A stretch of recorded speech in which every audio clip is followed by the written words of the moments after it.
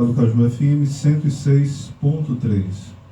Hoje o nosso tema é sobre o nosso querido Padre Cícero, conhecido também como Padre Cícero, né?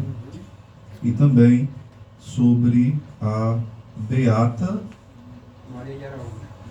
Maria de Araújo, que a gente chama Beata não porque foi beatificada, mas conhecida como santa pelo povo e pelos fenômenos místicos, e se Deus quiser um dia também será de forma oficial beatificada, canonizada. Nós rezamos para isso, né? Nós almejamos também por isso. Então, hoje nosso convidado especial, que foi o que abriu aqui o Em Defesa da Fé ano passado, e hoje está de volta nosso amigo Maxwell Freire. Bom dia, Maxwell. Bom dia, Osés. Bom dia, Osés Oliveira. Bom dia. Fechado aí, será? Bom dia, Osés. Bom dia a todos aqui presentes. Bom dia aos ouvintes. Quero mandar logo de primeiro assim, um bom dia especial para Tereza W, que já me cobrou. Um beijo para você, minha princesa. Bom dia a todos. Tem que mandar para outra, senão depois ela vai reclamar quando ver a gravação um dia, né? Que é maior aí. Bom dia para Dulce Maria e para Germano, né? Isso, senão a turma todinha, né? Senão complica. Pronto. Nós vamos começar a falar um pouquinho do nosso querido Padre Cícero, onde existe várias versões. Hoje nós vamos falar de uma versão que infelizmente não é muito conhecida, né?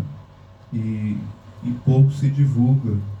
A versão de fato geralmente existem, aliás, três versões, né? A versão mais popular, onde só se fala mais a parte popularizada do Padre Cícero. A outra parte é a parte onde se faz muito só críticas. E a outra, que é a bem mais desconhecida, onde se fala da santidade dele, do conhecimento, do protagonismo de uma vida virtuosa, mística, profunda, intelectual.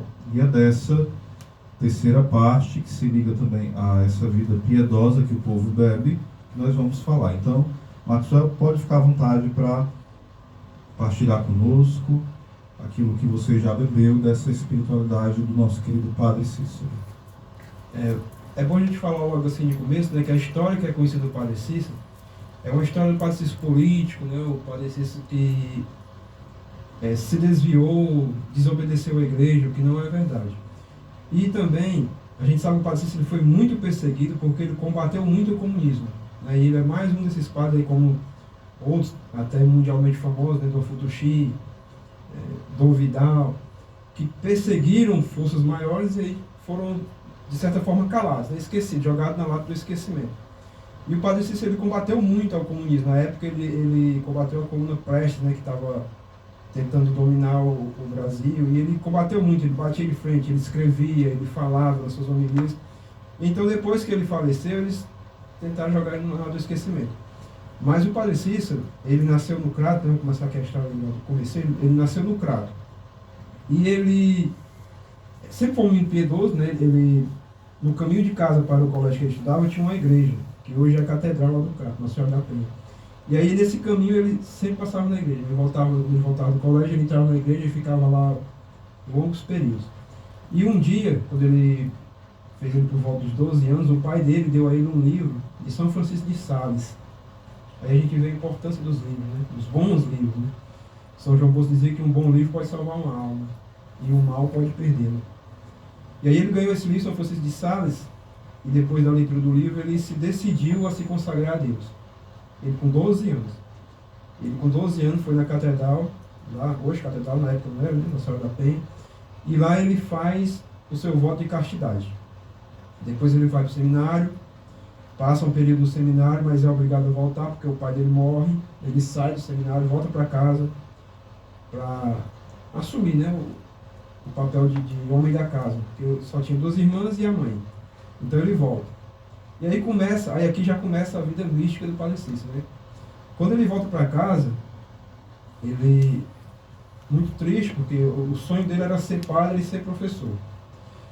E aí ele em casa um dia ele tem um sonho, ele sonha com o pai dele, né, e no sonho ele estava cansado, meio-dia depois do trabalho, almoça e vai para a Redinha, né, Rede Cearense. E aí lá ele sonha com o pai dele diz para ele: Cícero, não abandone os seus livros. Aí quando ele desperta, ele vê aquilo como uma intervenção divina, que ele tinha que voltar para o seminário. E aí ele vai atrás do padrinho dele, fala com o padrinho vai se responsabilizar em pagar tudo para ele. Aí ele vai, manda ele para o seminário da Prainha, Fortaleza, e lá ele é ordenado sacerdote. Quando ele é ordenado sacerdote, ele volta para a terra dele, para o Crato, querendo ficar em Crato. Ele queria ser sacerdote lá e ser professor. Mas os caminhos de Deus nunca são como a gente quer, né? Às vezes a gente... o livro dos Provérbios diz que o homem planeja seus passos, mas é Deus que os guia. E aí ele, um dia, é convidado para celebrar a missa de Natal no povoado de Tabuleiro Grande, hoje é Juazeiro. Na época tinha 50 casas só. Dessas 50, apenas 14 casas eram de alvenaria, as outras eram todas casas de palha, casas de taipa. Era um lugar bem pobre. E ele vai celebrar a missa de Natal. Ele celebra, e aquele povo lá, o povo bem simples, o povo gosta muito da missa dele, da piedade dele, do sermão dele, né, que embora muitos digam que ele tinha um sermão fraco, mas ele tinha um sermão muito direto. Ele batia de frente com as coisas da época. O sermão dele era: quem matou não mate mais. Era uma época de muitas guerras entre os coronéis, né, de muitos jagunços, muita morte. Aí ele: quem matou não mate mais, quem roubou não roube mais. Então o sermão dele era basicamente assim, era fundado nos 10 mandamentos, mas aquela coisa bem direta, né? bem simples. Sem muita teologia, digamos assim, porque ele estava falando para um povo bem simples. Então ele tinha que falar do jeito que o povo entendesse. E aí o povo convida ele a ficar celebrando lá, e ele fica celebrando uma vez por mês. E aí tem outro grande sonho dele, né, que alguns dizem que não eram sonhos, que ele tinha realmente visões e êxtases, mas ele sempre dizia que eram sonhos. O que é normal nos santos, né? São João Bosco, né, também tinha grandes visões, mas sempre afirmavam que eram sonhos. Não que ele estivesse mentindo, mas é porque um êxtase, de certa forma, parece com um sonho, né? Então, o santo, ele procura sempre se diminuir, né? Ele procura sempre se esconder, sempre ser humilde. E esse sonho foi muito profético, parece isso. Ele celebra a missa para o povo, e depois ele vai para um colégio, ele ficava confessando o povo durante o período do dia inteiro, lá nesse colégio. E na hora do almoço ele se deita sobre a mesa, se debruça sobre a mesa, né, sentado, debruçado na mesa, e ele dorme. E aí ele começa a sonhar, ele vê os apóstolos montando a mesa ali naquela sala que ele estava, para a última ceia. Depois Jesus entra, celebra a última ceia, todo que a gente já conhece, né, da palavra de Deus. E quando Jesus termina de celebrar aquela ceia, né, a última ceia, ele se vira para o Padre Cícero e chama ele. Então o Padre Cícero se levanta e vai para Jesus, e aí Jesus aponta para a porta e começam a entrar mendigos, né, retirantes, povo ali do lugar muito sofrido, né, o povo sofreu muito na seca, pelas guerras, era a época dos cangaceiros, muito sofrimento. E aí Jesus vira para ele e diz: Cícero, e você fique aqui e cuide desse povo. E aí o Padre Cícero acorda e ele entende que ali foi um mandato de Jesus para que ele ficasse em Juazeiro. Na época ainda estava Tabuleiro Grande, né? E aí ele resolve ficar lá. Fala com o bispo, Fortaleza, o bispo permite, e ele fica, começa a fundar lá igrejas e a trabalhar lá. Se torna o pároco de Juazeiro. Até ali ele tinha uma vida, entre aspas, comum. Embora eu tivesse muitos sonhos proféticos, existem outros sonhos, né? Ele teve vários sonhos. Por exemplo, tem um sonho que ele tem que me chama muita atenção.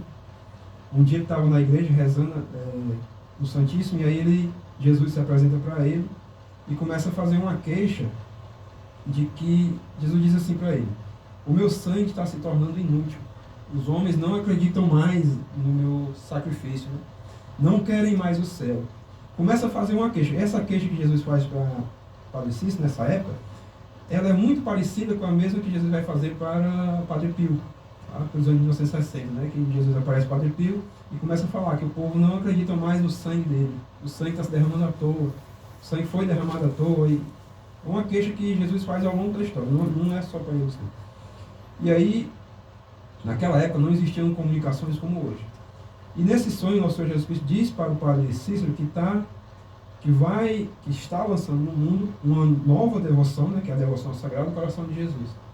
E que se o povo não aderisse àquela devoção, ele destruiria o mundo. O mundo não passaria mais de 100 anos. Quer dizer, ali era a última chance, né, digamos assim. E o padre Cícero fica muito tocado por essa visão, e até que ele compra a imagem da Sagrada Coração de Jesus, coloca na igreja de Martelor, que está até hoje uma imagem também natural, feita de madeira, muito bonita. Eles ficam muito tocados. E aí o padre Cícero trabalha lá, mas tem uma vida, entre aspas, normal. Tirando esses sonhos proféticos, era bem normal de qualquer padre, né? Confessar, celebrar. E ele funda, olha a piedade que ele tinha, um grupo de oração que rezava em desagravo ao Sagrado Coração de Jesus, que era exatamente o grupo onde estava a Beata Maria de Araújo. Eram mulheres que rezavam, né? Mulheres jovens, donzelas, que usavam um hábito. Elas não eram freira no sentido restrito da palavra, mas ele não podia fazer isso, né? Ainda tinha que ser com o bispo. Mas ele funda aquele apostolado de oração e separa essas mulheres. E elas tinham como costume passar noites em oração, em desagravo ao Sagrado Coração de Jesus. Elas iam para a igreja acompanhada com seus irmãos, alguns com o marido, e os padres passavam a noite confessando os homens, catequizando, e elas rezando em desagravo ao Sagrado Coração. Faziam vigílias a noite inteira. E uma dessas noites, a vida do padre Cícero muda para sempre. De um sacerdote normal, né, ele passa a ser um homem muito visado pelo Brasil inteiro e pelo exterior. Simplesmente por um milagre. Em uma dessas vigílias, que estava lá a Beata Maria de Araújo, né, aí começa toda a história deles. O padre Cícero dá a hóstia à Beata, e a hóstia se transforma em sangue na boca dela. E ela esconde, coloca a mão na boca e fica ali, né, ela ficou em êxtase. A missa termina, ela estava lá em êxtase com a mão na boca. Quando ela desperta, né, ela tira a mão e vê a mão suja de sangue. E ela corre atrás do padre e mostra ele, e mostra a boca, o sangue escorrendo. E o padre Cícero manda que ela consuma, né, e ele limpa ela toda a mão e guarda. E fica calado. Né? Só que isso começa a se repetir. Toda vez que a Beata comungava, toda missa, quando ele dava a hóstia se transformava em sangue. Por vezes ela se transformava em sangue totalmente na boca dela. E ela consumia, às vezes escorria na boca, nas mãos. Outras vezes a hóstia se transformava em carne. Ele tomava a forma de um coração e ficava pulsando em cima da língua dela.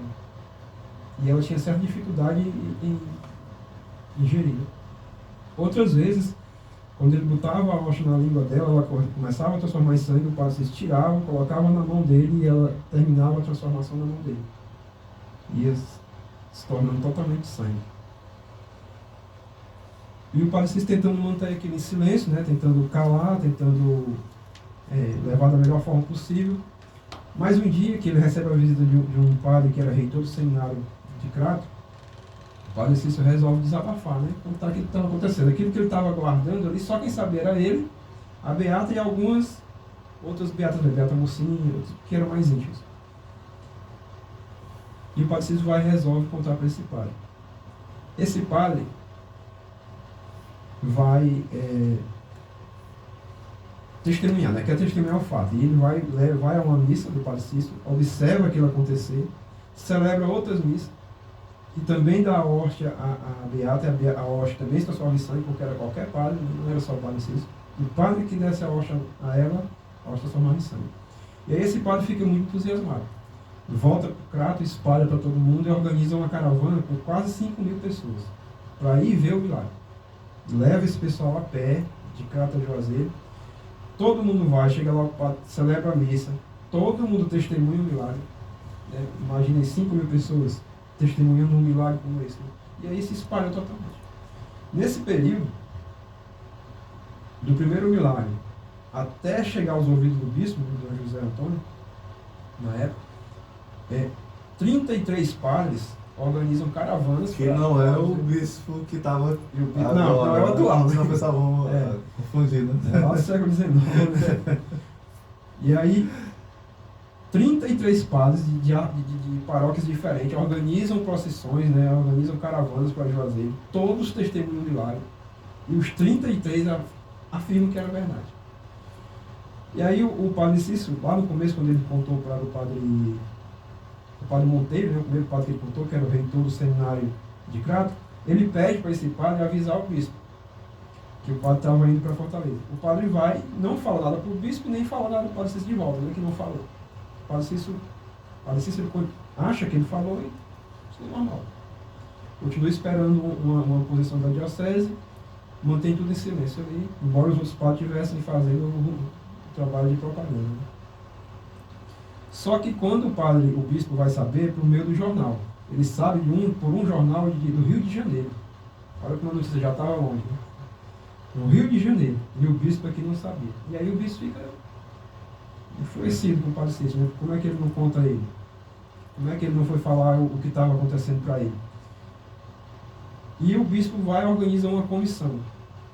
Ele chama 2 padres que tinham se formado, feito doutorado em Roma, 2 padres mesmo assim, digamos, grandes, né, como diria minha avó, muito estudo. Eles estavam se formando em Roma. Um era o mais cotado para ser o bispo, sucessor do bispo da época, e eles vão para Juazeiro. Esses bispos, a pedido desses padres, a pedido do bispo, eles fazem 3 dias de retiro antes de ir, mas eles saem de Fortaleza meio que zombando, né? Eles diziam, vamos lá para o Juazeiro ensinar o povo a rezar o Pai Nosso. Meio que zombando, né? Não acreditavam, né? Tem um professor do seminário de Fortaleza da época, que era francês, que ele deixou uma carta, né? Ele mandou uma carta para o bispo dizendo que isso é coisa do demônio, é isso, é aquilo. E ele vai dizer, você acha que nosso Senhor Jesus Cristo vai deixar de aparecer na Europa para aparecer no interior do Brasil? Quer dizer, já tinham muito preconceito, né? Já tinham muita... Só que os padres eles passam 33 dias estudando lá o fenômeno com a Beata, 33 dias, celebrando todo dia, e durante os 33 dias que eles dão a comunhão à Beata, toda vez ela se transforma em santo. Os 33 vezes, 33 dias. E detalhe, o padre Cícero, nessa época, ele deve manter ela, está separado do padre Cícero, para não ter influência nenhuma, né? Eles levam ela para o Crato. Esse processo todo foi no Crato. 33 dias. E aí eles fazem uma carta para o bispo dizendo que realmente está acontecendo um milagre. É algo extraordinário, não há explicação, ele faz uma carta bem detalhada. E essas cartas, eu estou falando que elas existem até hoje. Não existe um documento com mais de 800 cartas. São cartas do padre Cícero para o bispo, do bispo para o padre Cícero, desses padres, né, 800 cartas. Não é uma coisa qualquer, não. É muito documentado. Mas o bispo, ele não aceita o veredito dos 2 padres. Ele organizou uma outra comissão e essa outra comissão vai para lá. Outro detalhe é que na primeira comissão tinham 4 médicos. Um médico, um farmacêutico e 2 cientistas. 4 pessoas, 4 doutores, né? A palavra certa é doutores. Um de medicina, outro era farmacêutico e outros eram cientistas. Para observar os fatos. Eles fazem experimentos químicos, eles usam um produto que era usado pelos farmacêuticos da época, não sei se ainda é hoje, para coagular o sangue.